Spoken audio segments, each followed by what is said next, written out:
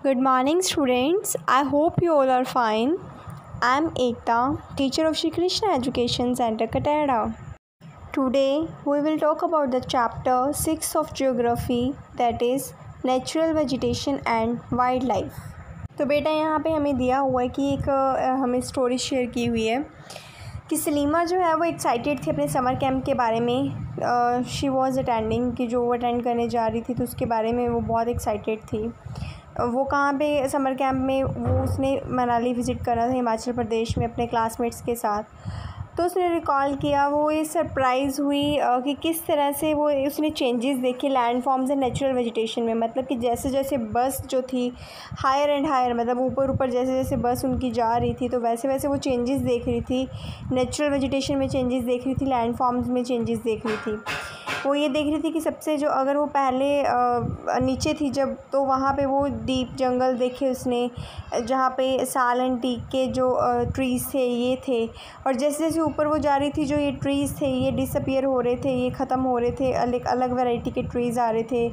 उसने toll trees भी देखे, pointed leaves and cone shaped canopies on the mountain slopes. जो मतलब कि जैसे वो मनाली में गई, हिमाचल प्रदेश वाली साइड, वहाँ पे उसने बड़े बड़े ट्रीज़ देखे जिसके जो लीव्स थे वो एक हम कह सकते कि कोन शेप के थे, कैनोपीज़ जिसको बोलते हैं, कोन शेप ट्रीज़ थे।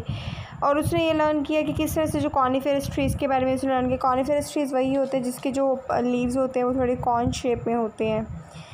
तो उसने नोटिस किया कि किस तरह से जो फ्लावर्स हैं टॉल ट्रीज़ के ऊपर किस तरह से वो लगे हुए हैं। और वहाँ पे उसने बहुत कुछ और भी नोटिस किया। तो जैसे जैसे वो ट्रैवल कर रही थी वो ये देख रही थी किस तरह से जो लैंड है ये शॉर्ट ग्रास से कवर है, स्नो से कवर है कुछ प्लेसेस पे। तो उसने मतलब ये क्या होता है बेटा कि हम लोग जैसे ऊपर जाते हैं, ठीक है, मतलब जैसे जो जगह होती है उसका टेम्परेचर उसके अकॉर्डिंग होता है, टेम्परेचर के अकॉर्डिंग ही वहाँ पे वहाँ की वेजिटेशन होती है, ठीक है। अब जैसे राजस्थान में वेजिटेशन अलग टाइप की पाई जाती है, पंजाब में अलग होती है, हिमाचल प्रदेश वाली साइड हिमालयज़ आ जाते हैं तो वहाँ पे अलग होती है। तो ये डिपेंड करता है वहाँ का सोइल कैसी है, वहाँ का टेम्परेचर कैसा है, उसके अकॉर्डिंग ही वहाँ पे वेजिटेशन होती है। तो बेटा टाइप एंड थिकनेस जो है नेचुरल वेजिटेशन का ये प्लेस टू प्लेस वेरी, मतलब कि चेंज होता है। नेचुरल वेजिटेशन वो होता है जो अपने आप वेजिटेशन उगती है, लाइक जो अपने आप ट्रीज़ उग जाते हैं, फॉरेस्ट हो जाता है, उसे नेचुरल वेजिटेशन बोलते हैं। तो ये कितना नेचुरल वेजिटेशन जो है, मतलब जो फॉरेस्ट है वो कितना थिक है, थिक मतलब कितने घने जंगल हैं, तो वो एक प्लेस टू प्लेस अलग अलग होते हैं क्योंकि वहाँ पे फैक्टर्स अलग होते हैं। फैक्टर्स मतलब कि एक जंगल जो है वो घना तभी होगा जब वहाँ पे रेनफॉल अच्छी है, वहाँ का टेम्परेचर उसके लिए सूटेबल है। तो नेचुरल वेजिटेशन को क्लासीफाई किए गए 3 ब्रॉड कैटेगरीज़ में। एक तो है फॉरेस्ट ये ग्रो वहीं होते हैं जहाँ पे टेम्परेचर और रेनफॉल जो है ये इतना होता है, तो जो कि एक ट्री कवर को सपोर्ट करता है, मतलब कि ट्रीज़ उगने में हेल्प करता है। टेम्परेचर और रेनफॉल इतना होता है वहाँ पे फॉरेस्ट ज़्यादा होते हैं। तो ये डिपेंड करता है कि डेंस है, ओपन फॉरेस्ट ग्रो हुआ है, मतलब वहाँ का जैसा टेम्परेचर और रेनफॉल होगा वैसे ही वहाँ पे फॉरेस्ट ग्रो होगा। लाइक डेंस मतलब घना जंगल होगा अगर टेम्परेचर अच्छा है, रेनफॉल अच्छा है। ओपन फॉरेस्ट मतलब कम होगा, रेनफॉल टेम्परेचर कम है। एंड सेकंड पॉइंट आता है ग्रासलैंड का मतलब ये ग्रो होते हैं in the region of moderate rain. जहाँ पे नॉर्मल रेन होती है वहाँ पे ग्रासलैंड ग्रो कर जाते हैं। ग्रासलैंड मतलब ऐसा होता है कि ग्रास उग जाती है लैंड पे, ये अच्छा होता है। थर्ड होते हैं श्रब्स वो होते हैं thorny shrubs and scrubs grown in the dry region. ये श्रब्स जो होते हैं ड्राई रीजन, जैसे कि राजस्थान है जो सूखा रीजन है वहाँ पे श्रब्स उगते हैं, छोटे छोटे से पेड़ जैसे बुशेस टाइप, जैसे कि झाड़ियाँ टाइप उग जाते हैं, तो ये ड्राई रीजन्स में उगते हैं। तो ये टेम्परेचर पे डिपेंड करता है कि जैसा टेम्परेचर जहाँ का है, रेनफॉल जैसी है, वहाँ पे फॉरेस्ट उगेगा, ग्रासलैंड उगेगी या श्रब्स उगेगा। तो सलीमा के ऑब्जर्वेशन से, जैसे सलीमा ने ऑब्ज़र्व किया कि कहीं पे कॉनिफेरस ट्रीज़ हैं, कहीं पे कौन से ट्रीज़ हैं, तो क्लोज रिलेशनशिप उसने देखा कि किस तरह से height of land and character of vegetation में क्या मतलब कि एक रिलेशनशिप है। मतलब जैसे जैसे लैंड की हाइट, जैसे जैसे हम ऊपर जाते जाएंगे तो वैसे वैसे वहाँ का जो वेजिटेशन है वो चेंज होता जाएगा। तो with the change in height the climate changes, क्योंकि हाइट चेंज होती है, जैसे हम हिमाचल प्रदेश जैसे कि हिमालयज़ वाली साइड जाते हैं तो हाइट चेंज होती है, तो वहाँ पर क्लाइमेट चेंज होता है और ये इसके कारण नेचुरल वेजिटेशन जो है ये भी चेंज होती है।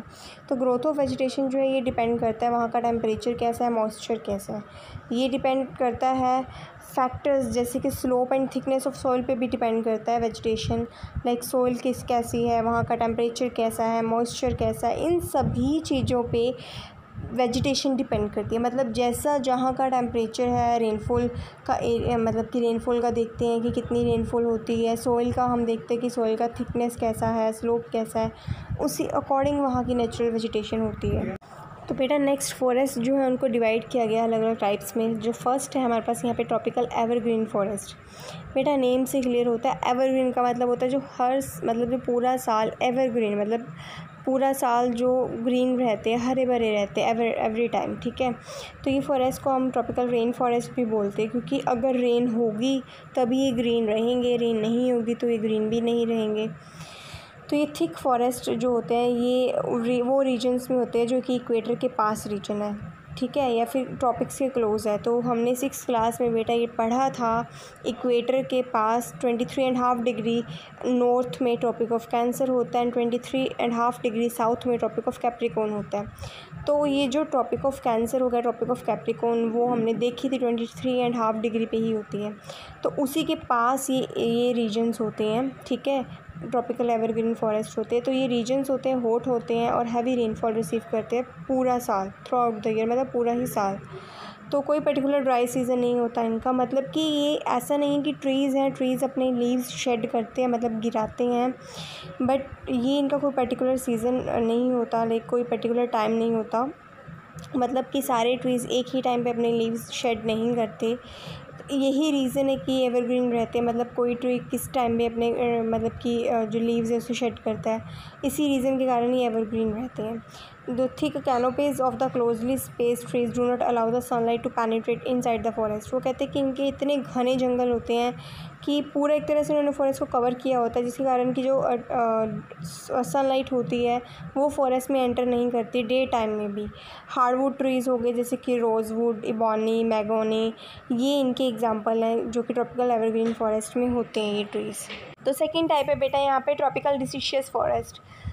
ये क्या होते हैं, जैसे हमने एवरग्रीन पढ़ा, एवरग्रीन पूरा साल जो हरे भरे रहते हैं वो फॉरेस्ट, क्योंकि रेन अच्छी होती है। तो ट्रॉपिकल डिसिशियस फॉरेस्ट में ये मॉनसून फॉरेस्ट होते हैं, मतलब कि ये मॉनसून जब आएगी तभी ये मतलब कि इन पे लीव्स रहेंगे, जब मॉनसून नहीं है तो फिर मतलब कि ये सूख जाते हैं। तो ये कहाँ पे होते हैं, फाउंड होते हैं जैसे लार्ज पार्ट ऑफ इंडिया और नॉर्दर्न ऑस्ट्रेलिया हो गया, सेंट्रल अमेरिका हो गया। तो ये रीजन्स जो होते हैं यहाँ पे सीजनल चेंजेस आते रहते हैं। ट्रीज़ अपने जो लीव्स है वो ड्राई सीज़न में शेड कर देते हैं, मतलब कि इनका एक सीज़न होता है जब इनका ड्राई सीज़न आता है, जब मतलब मानसून नहीं आते, बारिश नहीं है, तो उस सीज़न में ये अपने लीव्स सारे के सारे ट्रीज़ अपनी पत्तियाँ गिरा देते हैं। और क्यों गिराते हैं, ताकि अपना पानी जो है वो कंजर्व कर सके। तो हार्डवुड ट्रीज़ जो होते हैं इन फॉरेस्ट में जैसे कि मिलते हैं, जैसे साल, तीक, नीम, शीशम, ये ट्रीज़ इनमें पाए जाते हैं। हार्डवुड ट्रीज़ में ये एक्सट्रीमली यूज़फुल होते हैं। हार्डवुड ट्रीज़ से बेटा क्या बनता है, फर्नीचर बनता है। ट्रांसपोर्ट में, जैसे कि ट्रांसपोर्ट में बहुत हेल्प होती है, ठीक है। और भी कंस्ट्रक्शनल मटेरियल जैसे कि हम घर में गेट वगैरह बनाते हैं, कोई अलमीरा बनाते हैं, तो वहाँ पे हार्डवुड ट्रीज़ से ही वहाँ की वुड ही यूज़ होती है। तो यहाँ इन फॉरेस्ट में कौन से मतलब कि एनिमल्स पाए जाते हैं, tiger, Lions, elephant, langurs, monkeys, ये एनिमल्स इधर इस रीजन्स में पाए जाते हैं ट्रॉपिकल डिसिशियस फॉरेस्ट में। आई होप कि आपको समझ आ गई होगी वीडियो। चैप्टर बहुत इजी है। चैप्टर में सिर्फ यही बताया गया नेचुरल वेजिटेशन कैसे होती है, क्यों, कहाँ होती है, किस किस टाइप के फॉरेस्ट होते हैं। Thank you so much for watching this video.